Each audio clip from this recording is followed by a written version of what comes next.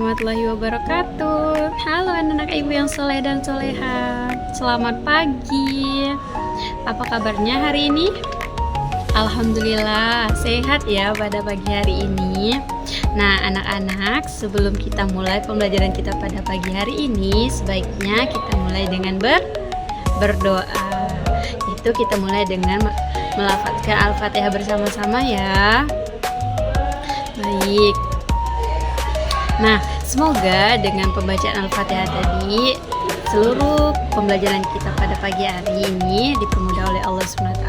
Amin, amin ya robbal alamin. Nah, pada minggu lalu kita sudah belajar tentang akhlak terpuji. Nah, pada pagi hari ini atau pada minggu hari ini kita akan belajar tentang alam kubur atau alam barzakh. Nah, materi pada minggu lalu dan minggu sekarang itu masih ada hubungannya ya, karena menyangkut dengan akhlak terpuji nih, akhlak yang kita akan bekal dalam kehidupan kita di akhirat nanti.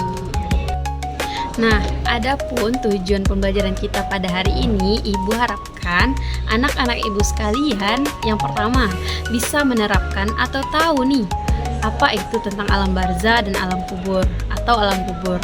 Kemudian yang kedua, ibu harapkan kalian percaya bahwa setelah kita hidup di dunia, kita juga akan masuk kepada fase hidup di akhirat atau alam berikutnya.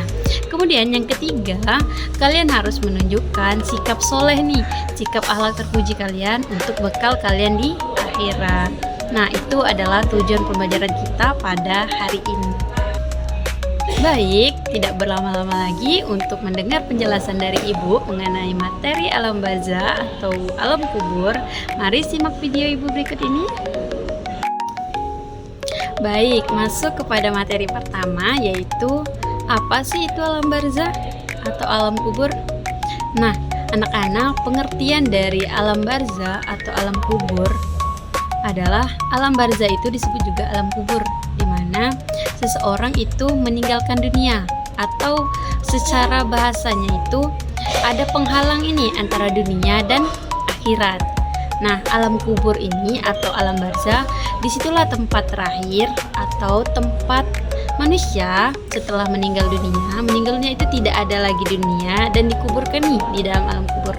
Nah, itulah namanya alam barzakh atau yang disebut dengan alam kubur. Seperti itu dari pengertian alam barzakh atau alam kubur.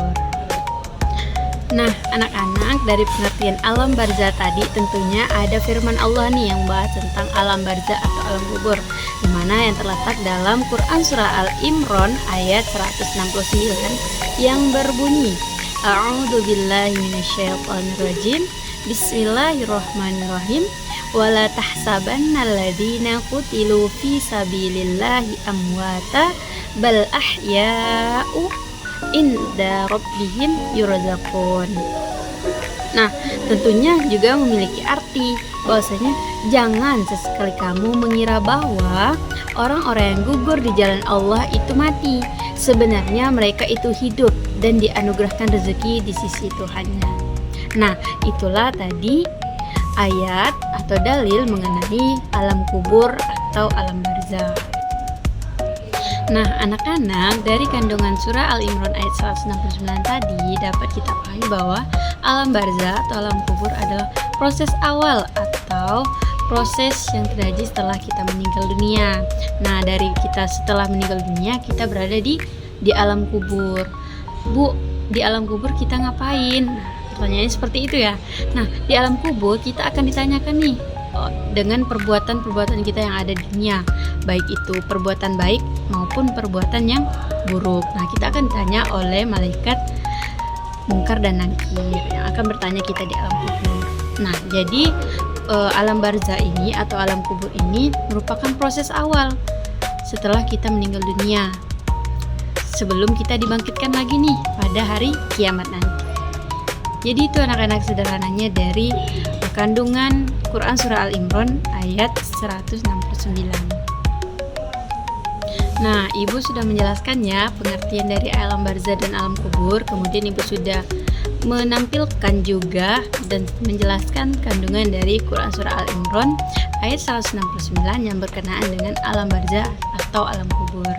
Bisa dipahami ya? Oke, kita lanjut ke materi yang selanjutnya. Nah, di alam kubur itu anak-anak, kita tidak selesai ya dengan permasalahan kita, namun setelah kita selesai dalam urusan dunia, kita masuk ke fase alam barzah tadi, alam kubur. Nah, di alam kubur ini ada juga hal yang harus kita lakukan nih, atau akan ditanyakan di alam kubur. Nah, ada beberapa hal yang bisa menyebabkan kita disiksa nih dalam alam barzah ataupun di alam kubur. Kita disiksa di dalam alam kubur itu. Nah, yang pertama itu tidak bersih dalam ketika kita buang air kecil. Nah, kebersihan itu penting ya anak-anak, karena itu kita akan sholat, kita kan juga harus dalam keadaan suci gitu. Jadi kan Allah suka gitu dengan hal-hal yang suci. Jadi kita harus dalam keadaan bersih. Nah, ketika kita tidak bersih, nah itulah hal yang menyebabkan kita disiksa di alam kubur. Yang kemudian kedua itu mengadu domba. Misalnya nih contoh, anak-anak ini punya teman satu dan teman dua. Ngomong dengan teman satu seperti ini, dia jelek gitu kan. Ngomong yang ke teman yang dua ini, dia tuh suka begini. Nah, diadu domba ini antara keduanya, sehingga terjadilah permasalahan atau perkelahian. Nah, seperti itu dari contoh adu domba tadi. Itu tidak boleh ya anak-anak. Jadi hal-hal itu bisa menyebabkan kita disiksa di alam kuburnya nanti. Kemudian yang ketiga, kita mengambil hak yang bukan hak kita. Contoh, kita mengambil pulpen teman di kelas saat belajar, kita meminjam atau minjam penghapus tidak dikembalikan lagi kepada teman kita. Nah, itu tidak boleh ya. Nah, itu termasuk hal-hal yang bisa menyebabkan kita ini disiksa di alam kubur nanti. Dan yang terakhir itu berhutang, tapi kita tuh tidak menyelesaikan nih kewajiban kita sebagai yang berhutang. Misalnya nih, contohnya anak-anak ibu ini berhutang kepada temannya 1000. 1000 tahu kan? 1000. Nah, 1000 itu jumlah yang kecil ya anak-anak. Tapi ketika anak-anak ibu ini tidak membayar hutang tadi, itu kan dalam hutang, berarti kan harus dibayar. Nah, jadi itu harus dibayar. Ketika anak-anak ibu tidak membayar itu, maka itu akan dipertanyakan di alam kubur nantinya. Nah, beberapa hal yang ibu jelaskan ini termasuk dalam hal-hal yang bisa dijadikan kita tuh disiksa di alam kubur nanti. Seperti itu. Paham ya? Yang pertama itu tadi tidak bersih dalam buang air kecil. Yang kedua, suka adu domba atau suka buat permasalahan lah nih antara teman yang satu dan teman yang lain. Nah, yang ketiga itu mengambil bukan hak kita. Misalnya mencuri lah, sederhana bahasanya itu ibu mencuri. Nah, yang keempat itu berhutang tapi tidak membayar hutang lagi. Seperti itu. Nah, selain ada hal-hal yang kita bisa dapat di alam kubur, misalnya siksaan tadi yang ibu jelaskan, kita juga bisa terhindar nih dari siksa alam kubur tadi dengan 4 hal. Yang pertama itu pastinya dengan sholat. Ya betul, dengan sholat. Yang kedua, kita banyak-banyak membaca Al-Quran. Yang ketiga, kita banyak bersedekah dengan orang lain. Dan yang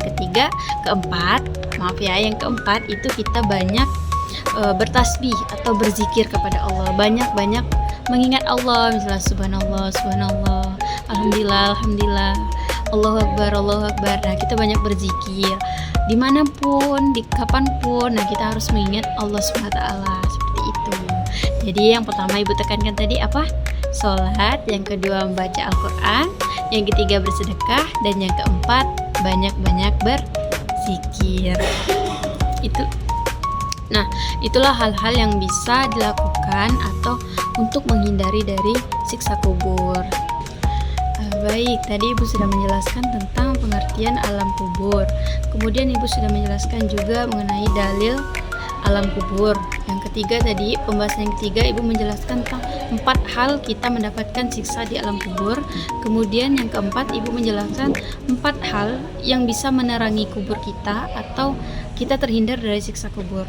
Nah, yang pembahasan yang kelima, kita akan membahas mengenai hikmah kita setelah mengenal alam kubur atau alam barzah tadi.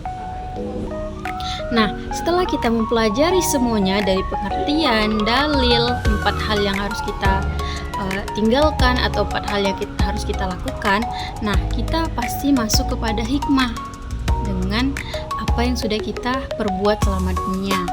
Nah, jadi hikmah setelah kita mengenal alam barzah ataupun alam kubur, kita mengetahui nih dari alam kubur nih seperti ini Bu, gitu. Berarti kan kita paham bahwa alam kubur ini suatu penghalang nih antara dunia dan akhirat, atau kita sudah berada di beda alam. Nah, hikmahnya yang pertama mendorong keimanan kita. Kita mempunyai iman ketika kita sudah meninggal dunia. Kemudian yang kedua, kita mendorong perbuatan baik kita. Jadi kita di dunia itu berbuat baik gitu, tidak berbuat yang hal-hal tidak bermanfaat. Jadi kita membekali diri kita dengan perbuatan-perbuatan yang baik. Nah, yang ketiga itu adalah kita takut akan dosa. Jadi ketika kita sudah mengenal atau mengetahui dari pengertian nih dari alam kubur tadi, nah anak-anak sudah tahu nih kan pengertian alam kubur. Nah, jadi kita takut akan dosa atau perbuatan-perbuatan buruk yang kita lakukan seperti itu. Itu hikmah dari kita mempelajari atau mengetahui dari pengertian alam kubur dan apa-apa aja yang akan ditanyakan pada alam kubur nanti. Nah, sikap yang harus anak-anak ibu tanamkan tentunya kalian harus rajin sholat, berbuat baik, takut akan dosa gitu kan. Nah, kemudian harus taat kepada kedua orang tua. Nah, itu yang harus kalian lakukan, bersedekah gitu. Nah, itu hal-hal yang harus kalian tanamkan dalam diri kalian untuk mempersiapkan kehidupan kalian setelah kehidupan dunia, yaitu di alam kubur nanti. Seperti itu.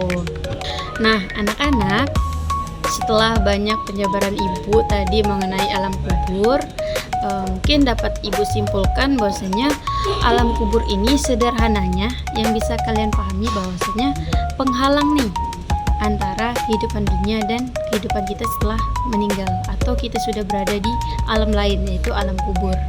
Nah, ketika kita di alam kubur, kita akan ditanyakan dari perbuatan baik ataupun perbuatan buruk kita. Nah, jadi perlunya kita untuk menanamkan sikap baik ataupun kita selalu berbuat baik di dunia ini. Anak-anak, cukup ya pembelajaran kita pada hari ini.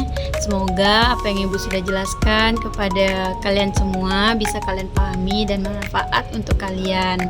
Nah, dengan adanya pembelajaran ini, Ibu harapkan kalian lebih takut nih dalam berbuat dosa, tentunya lebih memperbanyak amal baik.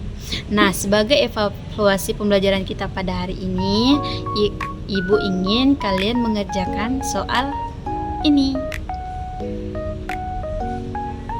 Nah, soal ini adalah bentuk evaluasi Ibu hari ini. Ibu ingin mengetahui sampai mana pemahaman kalian mengenai pembelajaran kita hari ini. Nah, semoga bermanfaat ya. Jangan lupa dikerjakan. Ibu akhiri, wassalamualaikum warahmatullahi wabarakatuh.